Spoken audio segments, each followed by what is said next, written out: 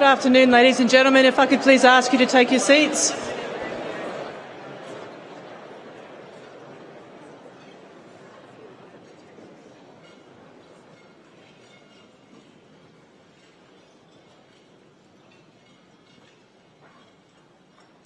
Well, thank you all for being with us here today. For those of you who don't know me, my name is Melinda Salento and I am the Chief Executive Officer of the Committee for Economic Development of Australia. And suffice to say, it is a great pleasure to welcome you all here, and what a fantastic room today. Obviously, a lot of interest in our topic and our guest speakers, of course. Can I start by acknowledging that we meet on Aboriginal land and pay my respects to elders past, present and future, the traditional owners here but also across the country. Earlier this week we concluded National Reconciliation Week, and the theme of that week was courageous conversations, and I hope that in the spirit of reconciliation we continue to have those courageous conversations, and no doubt we'll be having some important conversations today. There is a very, very, very long list of dignitaries in the room today. It numbered well past 15, so I hope you will understand that I am not going to read through them all. Can I thank you all for being here with us and for supporting CEDA and the work that we do. I will, of course, acknowledge and thank our two guest speakers today, the Honourable Anastasia Palaszczuk and the Honourable Vice President Al Gore, for being with us. But I think you would rather hear from them rather than have me run through this very, very long list. Can I also thank the many CEDA members who are here today and the many CEDA members who've hosted tables to be here today.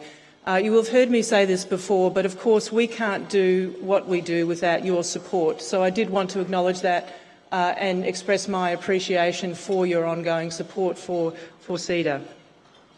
We are going to be live streaming today's event, so we've got a much broader audience than those of you in the room. And of course, we always like to ask you to engage with us on social media, which you can do at CEDA_news. So please get the message to a wider audience. Helping us do that as well today, it won't surprise you that we've got media in the room, and we always love to see that because they then help us reach a broader audience as well.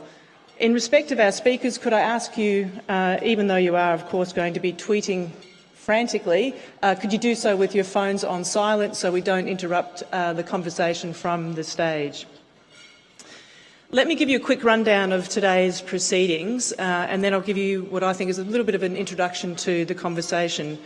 After I've finished, we'll hear from the Honourable Anastasia Palaszczuk, and then Vice President Gore will come to speak, and as always we will have you out the door promptly at 2 p.m. Now, if I can take just a quick moment to set the scene for the conversations today. As the Committee for Economic Development of Australia, it won't surprise you to know that we have a very clear focus on shaping and influencing positive social and economic development in Australia. The topic of climate change is of course very important to that, and how we respond to that, and the economic risks associated with climate change and how we respond, of course, sit very firmly in the social and economic development agenda. I think we're at a very interesting time in Australia. We know that we're already seeing the energy transition, and each of us has a deep interest in ensuring that this progresses in the most effective way possible for business and for the wider community. Business is facing into these challenges already, and we will have seen calls for a consistent national approach to emissions reductions from business in recent weeks.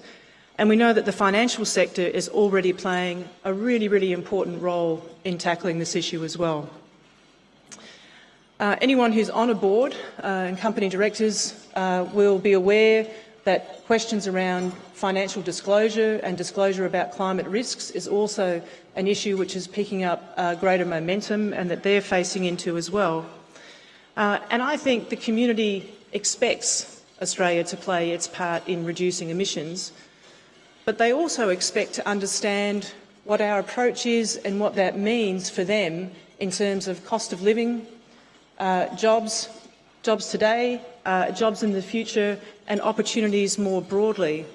And I think we need to be addressing these issues front and centre, bearing those considerations in mind and understanding what the community expectations are and how they are thinking about these issues, both in terms of emissions reductions but what that means for them in their daily lives.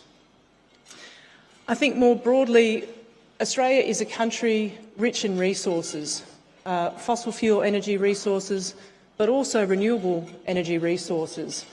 And I think fundamentally what the community is hoping that we will do is to address the challenges before us from the perspective of how we can turn this into opportunities for Australia and how we can ensure that energy remains a source of comparative advantage for Australia now and into the future.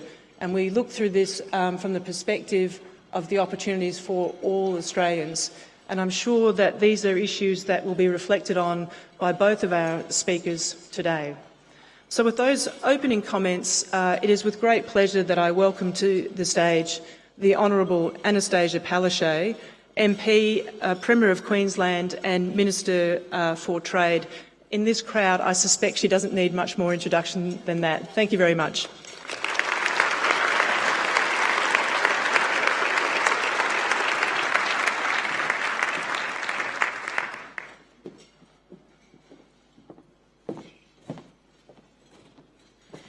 Thank you and good afternoon everyone. Can I start by acknowledging the traditional owners of the land on which we gather and pay my respects to elders past, present and emerging. Can I of course acknowledge the Honourable Vice President Al Gore. It is wonderful to welcome you to Queensland.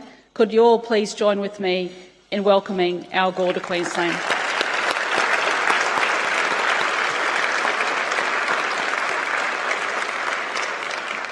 To Minister Leanne Enoch, other ministers that are in the room here today, ministers from other states, MPs, mayors, CEDA, ladies and gentlemen. Well, this time last week, I travelled to Gladstone to launch my government's $19 million hydrogen strategy. It is a roadmap to ensure that Queensland remains at the forefront of this exciting new industry that is forecast to be worth over $250 billion in 5 years and will see renewable fuel revolutionise transport, heavy industry and exportable energy. Queensland is set to be the world leader in green hydrogen, generated entirely from renewable sources, wind and especially solar. A Queensland hydrogen industry can utilise our existing industrial strengths and underpin decades of growth for skilled jobs, especially across regional Queensland. Last month, I was in Japan on a trade mission and signed a new Memorandum of Understanding on hydrogen with JOGMEC, Japan's peak investment body. Earlier this week, State Development Minister Cameron Dick addressed an international hydrogen industry conference in Japan. Japan is reliant on imported energy to meet so much of its domestic requirements. There is a great interest about the potential to create green hydrogen in Queensland to be exported to Japan. As I drove from Gladstone down to Bundaberg, I saw the region recovering from the unprecedented bushfires that devastated it just over 6 months ago. Those fires came after an equally unprecedented heatwave that stretched over 1,000 kilometres of Queensland. We saw record high temperatures and low humidity across the supposedly wet tropics. At Proserpine on the 24th of November, the temperature was 40 degrees. The relative humidity was only 18%. The day before, it had been 66%. On the 28th of November, when the temperature hit 44.4 degrees in Rockhampton, relative humidity fell below 10%. For days, the baking heat transformed vegetation in ways we have never seen before in Queensland. At Yungala, near Mackay, bushfire burnt through rainforest, an event believed to be previously unrecorded in scientific journals. That observation was made by David Bowman at the University of Tasmania, who went on to say Those Queensland fire conditions were the terrestrial equivalent of ice sheeting breaking up. For the first time in Queensland, the first time ever, the Bureau of Meteorology rated the fire danger as catastrophic. First time. That rating recognises how prolonged periods of extreme heat can bake anything flammable: grass, trees and buildings. A catastrophic fire danger means that the fire is expected to exceed any building code. In other words, if you are in the fire's path, nothing is guaranteed to keep you safe. Those fires were followed at the beginning of this year by another unprecedented weather event, a monsoonal low that flooded tens of thousands of homes in Townsville and killed hundreds of thousands of cattle in Northwest and impacted in such devastating ways on communities across the north of our state. I can tell you that our government estimates we will invest $1.3 billion on disaster recovery in the region between Townsville and Mount Isa as a direct result. Our cyclone season began with Tropical Cyclone Owen in early December, and as I stand here today in winter, the cyclone season ended less than 1 month ago when Cyclone Anne crossed Cape York. The people in regional communities like Cairns, Townsville, Cloncurry, Kowanyama, the Whitsundays, Mackay, Gladstone and Gracemere — remember Gracemere had to be evacuated — and Proserpine have a personal understanding of climate change than other Australians. That is because they experience it every summer, whether it be fire, flood, drought or cyclone. Our farmers in Queensland understand climate change because they have to deal with it every day. Despite last summer's devastating floods, many of our Western communities are in their 7th year of drought. With organisations like the Queensland Farmers Federation and GrowCom, our government has developed the Agriculture Sector Adaptation Plan as part of our climate adaptation strategy. We have a $500 million land restoration fund, which is kick-starting new revenue streams for farmers that could be worth $8 billion a year by 2030. Queenslanders understand climate change. My government understands climate change, and that is why we specifically set a target to generate 50% of our energy from renewables by 2030. In Queensland, we are and we will continue to be a state where minerals continue to sustain human existence are dug up from the ground. Ever since James Nash discovered gold near Gympie in 1867, Queensland has been a resources state. Whether it is copper, silver, lead and zinc from Mount Isa, copper and gold at Gympie and then Mount Morgan, or the world's best metallurgical coal from the Bowen Basin, Western Mackay, Queensland's history is built on resources. As long as the world needs steel, we will need iron ore and metallurgical coal to make it. Last month I met with JFE Steel in Japan, the country's 2nd largest steelmaker. JFE recognises the threat posed by climate change and they are actively working to reduce emissions. The Queensland metallurgical coal they use to make their steel results in a 30% lower emissions than other Asian steelmakers. And like Queensland, Japan is also setting renewable energy targets. Queensland is also Australia's energy powerhouse. We have the youngest and most efficient coal-fired power stations in the country. We are the only eastern state opening up gas reserves for export, for exclusive domestic use here, and as a feedstock as well for energy. And earlier this week, I visited Incitec Pivot Fertiliser plant in Brisbane, where our policy of opening up gas tenements exclusively for the manufacturing industry has secured 400 jobs into the future. But it's our strengths in renewables that ensure Queensland will be a national and potentially global energy powerhouse into the future. When we came into government 4 years ago, there were no large-scale renewable energy projects in this state. No wind farms, not a large-scale single solar farm. Today, because of certainty that has been provided by our clear policy settings and our direct support of the renewable energy sector, 21 large-scale renewable energy projects have commenced operations in this state. Our government's renewable energy policy provides certainty for business and has seen $5 billion worth of renewable energy projects already under construction, with another $15 billion sitting on the books to commence construction in the years to come. That's a $20 billion pipeline of investment in renewables. So far, this renewable energy boom has created some 4,000 jobs, and where are these jobs? Mainly in regional Queensland. And we have done all of this without any clear energy policy at a federal level. I've said it before and I will say it again. I look forward to hearing a clearer vision of energy policy from the newly elected Morrison government, because what industry is crying out for is certainty at a federal level. Business and industry understand the need to plan for the future. That is why they are already factoring in the potential impacts of climate change and taking action to address it on everything from insurance policy to energy needs.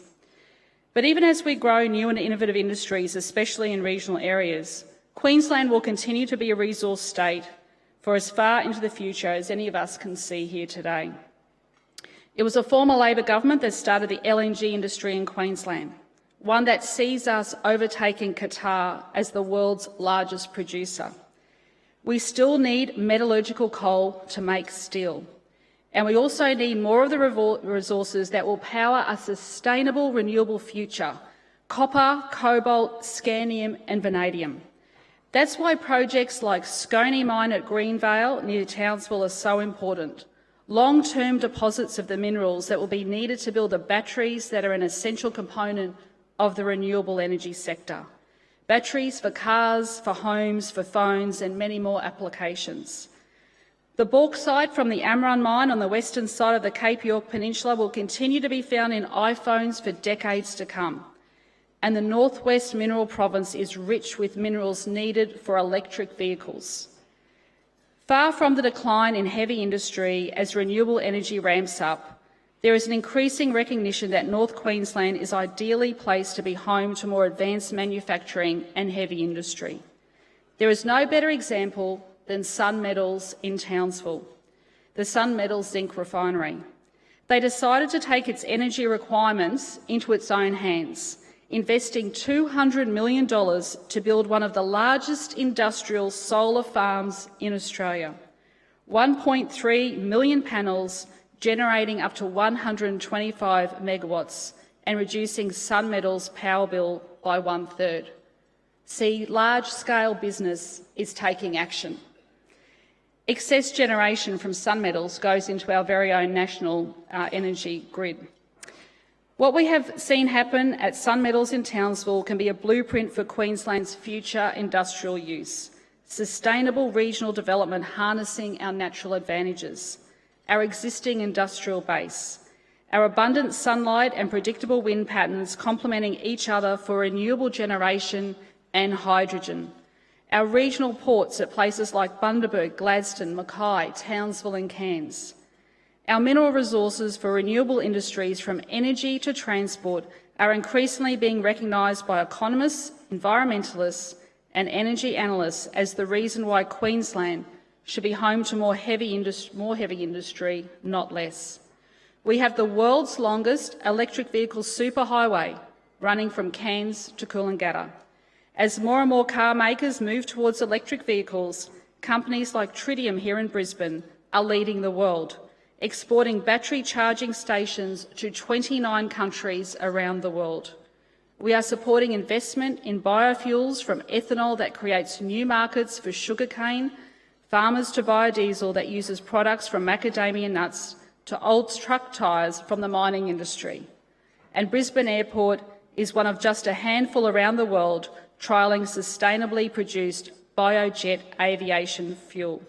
And can I take this opportunity to congratulate Virgin Australia, who in the last week have announced that the biojet loaded through the Brisbane Airport fuel farm has achieved 1 million kilometres in the air. Friends, I spoke earlier about the personal understanding that regional Queenslands have of climate change. Nowhere is that more true than for our tourism operators on the Great Barrier Reef, who have witnessed firsthand the devastating impact of bleaching and the impact of cyclones. My government has done more than any other government to protect and preserve the Great Barrier Reef. The strong plan to protect the reef that we took to the 2015 election ensured that it was not listed as a World Heritage Site in danger by UNESCO.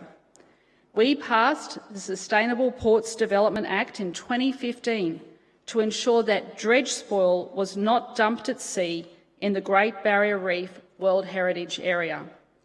We strengthened the Vegetation Management Act in 2018 to better protect against sediment runoff into the Great Barrier Reef Lagoon and avoid carbon emissions from large-scale land clearing.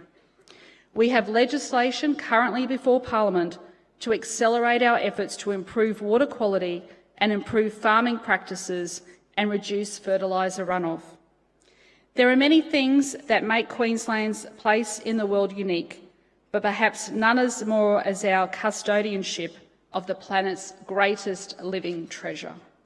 We understand how important the reef is to the world and the need to protect it for future generations. We understand the need to act on climate change, and we have the ability to do so in a way that will make our state even stronger. Thank you, friends, for being with us here today. Enjoy the rest of your lunch.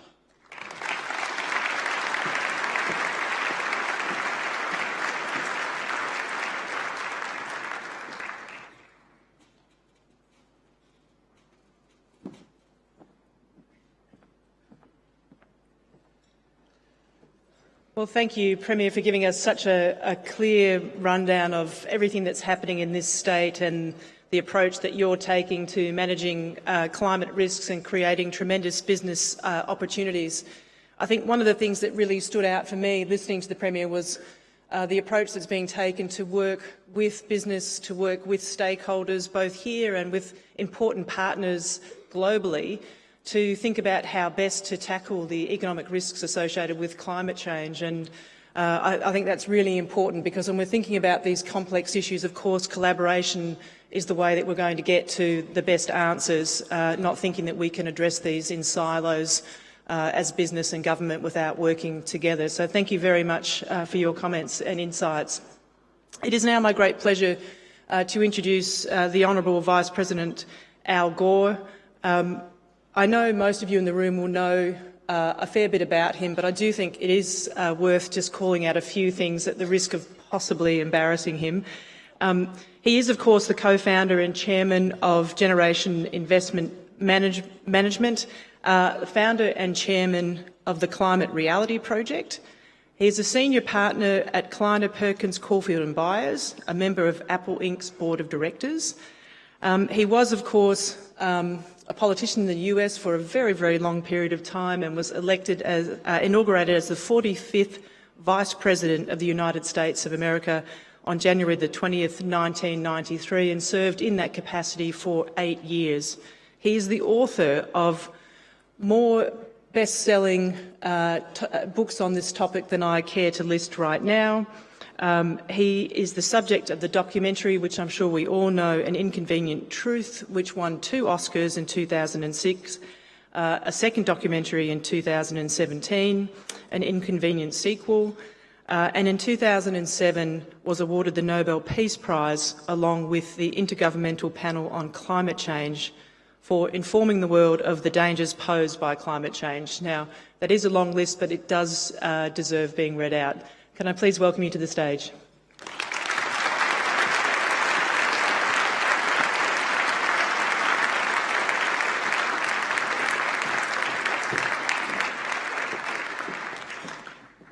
Thank you very much, Melinda, and ladies and gentlemen. It's such an honor to be invited here, and such a pleasure to look from this podium out at such a magnificent gathering. Thank you so much for allowing me to be a part of this. And Melinda, thank you again for your introduction.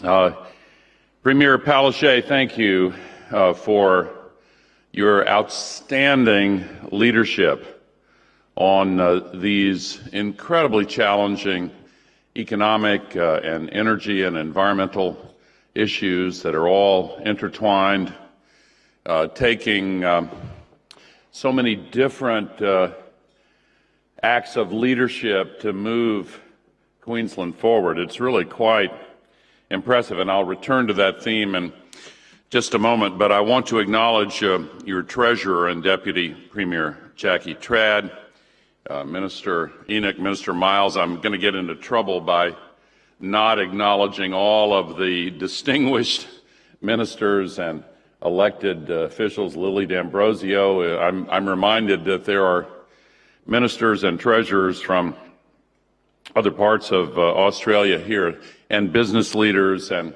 distinguished guests of all kinds. I have been here this is the third day, training a group of almost 800 new leaders on the issue of climate. The President and CEO of the Climate Reality Project, Ken Berlin, is here, and one of our board members, Don Henry, who also works with the University of Melbourne Sustainability Institute, is a colleague and partner. Melinda, I was listening to your introduction, and I couldn't help but recall my experiences as Vice President. I was asked on one of the late-night television shows in the U.S. back when I was Vice President, what is the best thing about being Vice President? And I said, well, there's the Great Seal of the Vice President of the United States. And if you close one eye and turn your head just right, it says President of the United States of America. In any case, I am enormously impressed, Premier, with what has happened here in Queensland under your leadership. This is the place where the future is unfolding. And yes, of course, there are all kinds of issues. There always are. And when there is a transition from one age to another, it's never easy to navigate such a transition. But when you look at the incredible progress for renewable energy development here in Queensland, electric vehicles, the fact that here in Brisbane you're manufacturing one of the high-value products that's central to this transition to electric vehicles. By the way, you know, India just announced recently that it is going to require the legal phasing out of all internal combustion engines by 2030. Whether they follow through on that or not remains to be seen, but there are many, many jurisdictions around the world, many countries and subnational governments that are now prospectively banning internal combustion engines. Even in Germany, the birthplace of diesel, their largest cities, many of them are banning diesels from inside their cities. And auto manufacturers virtually, I actually don't know of an exception. I think now every large automobile manufacturer in the world is shifting to electric vehicles. Within less than 2 years, the cost of the powertrain, the central most expensive part of a vehicle, for electric vehicles is going to fall lower in price than the powertrain for internal combustion engines. It is really an amount of change that is, I think, quite literally unprecedented. You can talk about renewable energy and electric vehicles and battery storage. Australia now has the largest battery in the world. My country, the state of Florida, which has one thing in common with Queensland, by the way. Florida and Queensland both have the nickname the Sunshine State. Up until recently, it's been illegal to lease a solar panel in Florida because the coal-burning utility controls the government. But how does that work? Never mind. One of the largest utility there just announced it is closing 2 huge natural gas burning electric generating plants, replacing it with a solar farm coupled with a new battery that's 4 times larger than the world record holding battery in South Australia. LEDs, within 3 years, are going to account for 95% of all of the new lighting purchased in the world. Isn't that astonishing how quickly that transition is taking place? Within 5 years, more than 50% of all of the buses in the world are going to be electric buses. Efficiency improvements. We've seen the decoupling of GDP and electricity and energy consumption. We are seeing in some, if you take all of these and other related trends and put them together, it's clear that our world is now in the early stages of a sustainability revolution, based in part on new digital capacities and tools like machine learning and artificial intelligence and the Internet of Things, and it's empowering the executive teams of many businesses and industries to manage electrons and molecules and atoms and genes, by the way, with the same skill and precision that the information technology companies have demonstrated in managing bits of information. This sustainability revolution apparently has the magnitude of the Industrial Revolution, but the speed of the digital revolution. It is literally unprecedented. One quick example, Google, when I went into the business world after leaving the White House involuntarily in 2001, you think that's funny, do you? I mean, my attitude is you win some, you lose some, and then there's that little-known third category. In any case, when I went in, I was invited to come and work with Google, and I was happy about that later on, at the time too. But just to give you one example, they have used their new artificial intelligence company, DeepMind, to reduce energy consumption in their server farms. Google has the largest server farms of any company in the world. So they also have a lot of data about how those server farms have been operating for many years, deep structured data, so they have an advantage there. But they applied artificial intelligence. This story is not well known, but here is the result. With no new hardware, simply the application of artificial intelligence, they have reduced the energy consumption of those server farms by 60%, with more intelligent management of the electrons and the BTUs. And there are examples across so many sectors of business and industry where inefficiencies that we've always accepted and taken for granted can now be identified precisely and pushed away. So energy demand is being reduced quite significantly, even as the new sources of energy in solar and wind are rising to be a part of this sustainability revolution. The exponential growth of renewable energy at the global level is really at a tipping point. We had a wonderful discussion earlier in a smaller group about the economics of the sustainability revolution. I was the deputy head of your federal bank was an assistant to an economist that was a great friend of mine in the U.S., Rudy Dornbush, and he had a saying. He used to say, "Things take longer to happen than you think they will, but then they happen much faster than you thought they could." That's what we're seeing now.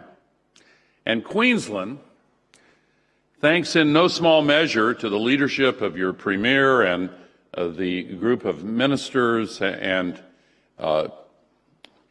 leaders who are part of her team are positioning and have made Queensland one of the real leaders in this revolution. So I really do congratulate you, but you ain't seen nothing yet.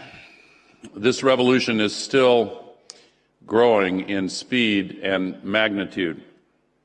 And of course, the dangers that we face from the climate crisis are also growing. I often try to choose my words carefully so as not to push people toward so much apprehension and fear, really, about what lies ahead that it induces paralysis. But that's not who we are as human beings. We have the capacity to see dangers when they're obvious and react and protect our civilization, our children, our grandchildren. But worldwide, emissions are going back up again. You know, the sky is not a vast and limitless expanse. It's a very thin shell surrounding the planet. If you could drive an automobile at highway speeds straight up in the air, you'd get to the top of the sky in 5 or 10 minutes, to the layer where you can't breathe anymore and where the greenhouse gases accumulate. And we're using that thin shell of atmosphere as an open sewer for the gaseous waste of our civilization. And we're spewing 110 million tons every day of this gaseous waste into that thin shell of atmosphere. And it stays there for 1,000 years on average. And the cumulative amount that's there today, to which we're continually adding, but the amount today now traps as much extra heat energy from the sun as would be released by 500,000 Hiroshima-sized atomic bombs exploding every 24 hours. Hard to imagine, but that's the reality that we're facing.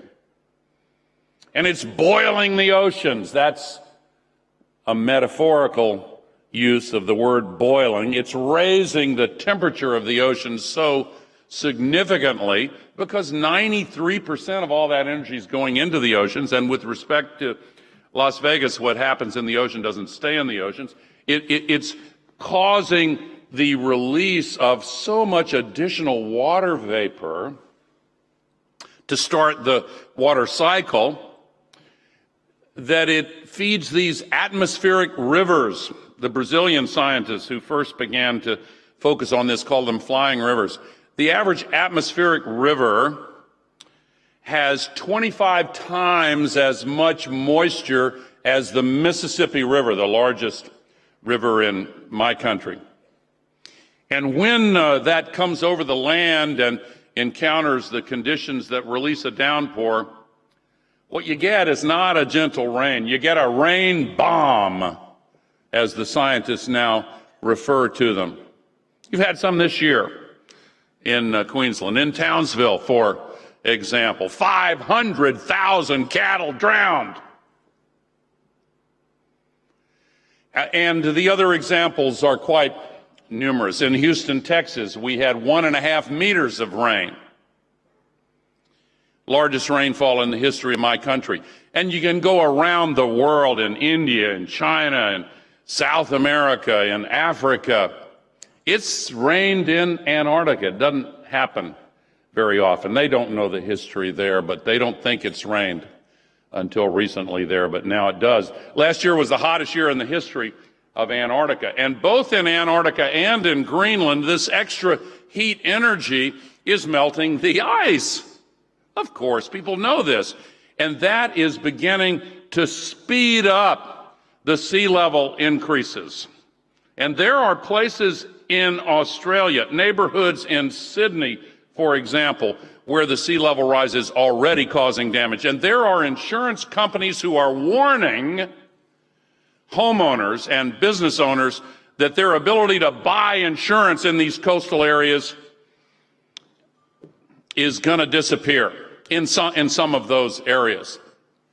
We had a panel of scientists yesterday who were asked in questions from the audience of these 800 from around Australia and the Pacific Island nations, tell us what could happen if we don't rein in these emissions. How bad could it be? What would the sea level increase be? Well, it wouldn't happen right away. It wouldn't happen even. We could have 1.5 to 2 meters in this century. The scientists are not yet willing to say that's the most likely outcome. But if it went ahead unchecked into the next century, how much sea level rise? 100 meters. Do we owe any obligation at all to the generations that follow us?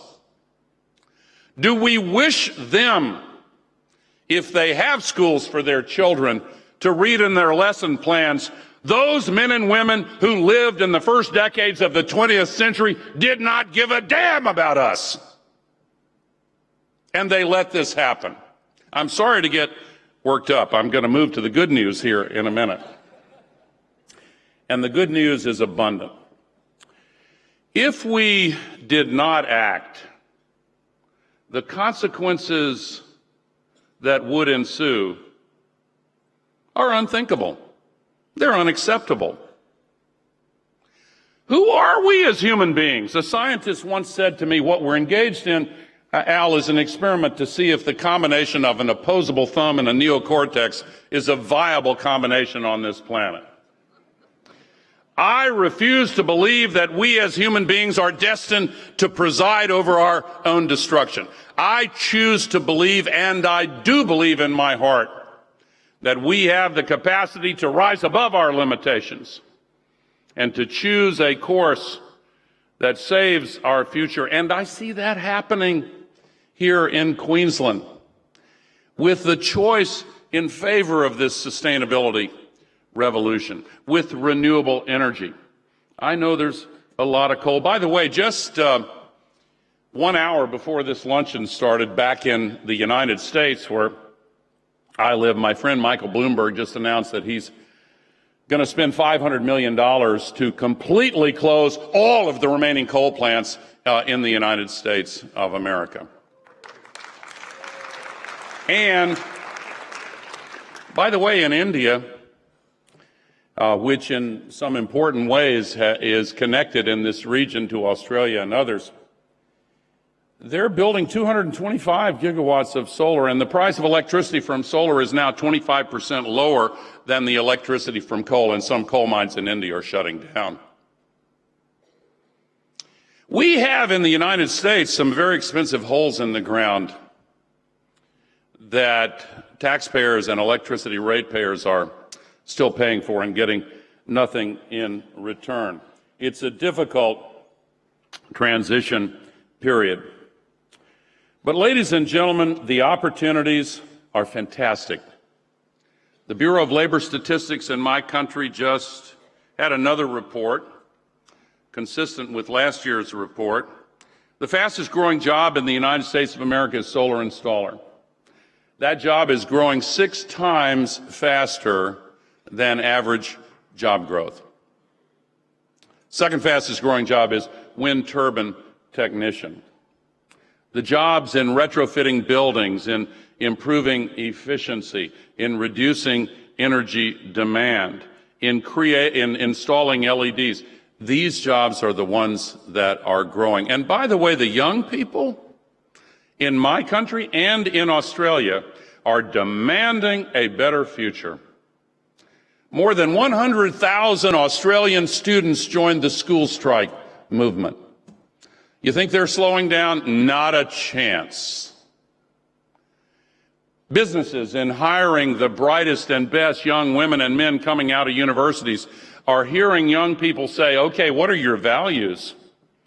If I go to work for you, I want a good wage for sure, but I want to be able to tell my mates, my peers, my family, my friends, that I'm part of something more than just making money. And what I'm hearing from the business community in Australia, not always in public, often in public, but even more in private, is that they get it. You get it. And yeah, there's some laggards for sure. There always are. But the history of this period will record that the change became unstoppable and that Queensland helped to lead the way. There are only 3 questions left about the climate crisis. Do we really have to change? Must we change? The evidence is pretty clear. I've mentioned many of the examples. I didn't mention drought. I didn't mention the Great Barrier Reef yet. I didn't mention the threat to the productivity of the oceans or many of the other reasons why we have to change. Second question, can we change? Equally important. Sometimes in life you have to change, but you don't have the ability. Boy, that's a formula for depression. But that's not the case we are facing now. We can change. We have the tools available to us. And Queensland is demonstrating it and moving forward to implement them. The third and final question, the most important, is, will we change? Sometimes in life, we have to change, we can change, and then we don't change. I don't think that's the situation we're facing either.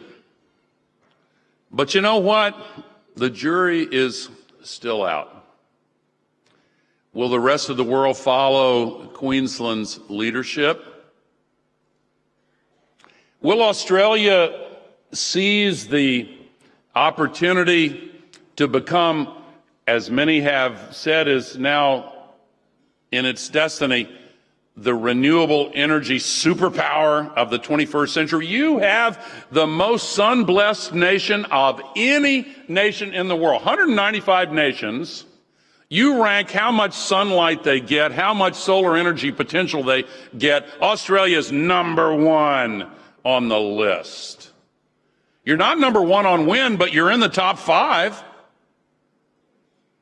You are already producing a lot of renewable energy, but you could make this your future.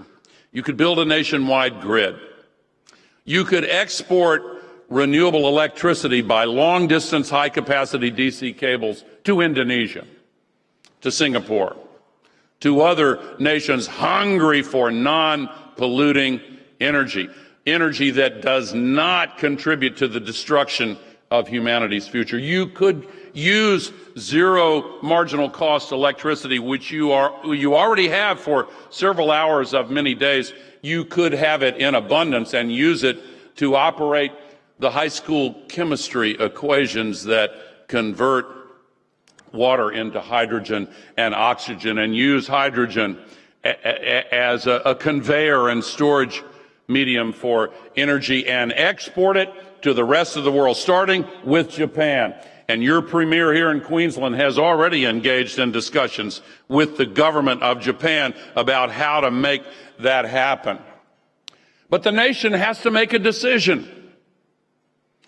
Will you educate the engineers you need? Will you build the infrastructure that's necessary?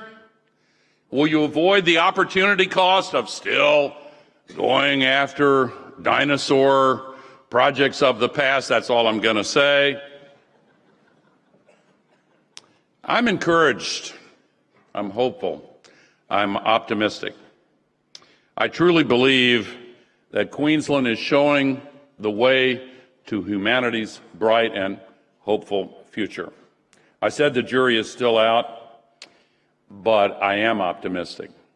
And I want to congratulate your premier, your government, your business community, your investor community, and all of you who are a part of this transition. And I know there's skeptics. But I'll close by saying this. If anybody doubts for one moment that we as human beings have the will to change, just remember that the will to change is itself a renewable resource. Thank you very much.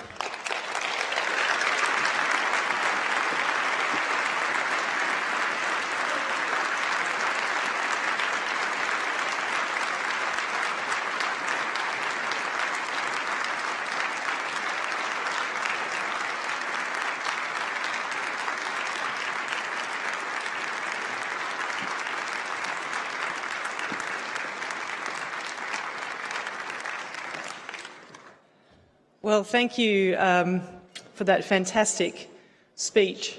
I don't want to make light of this, but I'm thinking I was going to say thank you, Vice President, but based on your comments, I think I should say thank you, Vice President. Turn my left eye.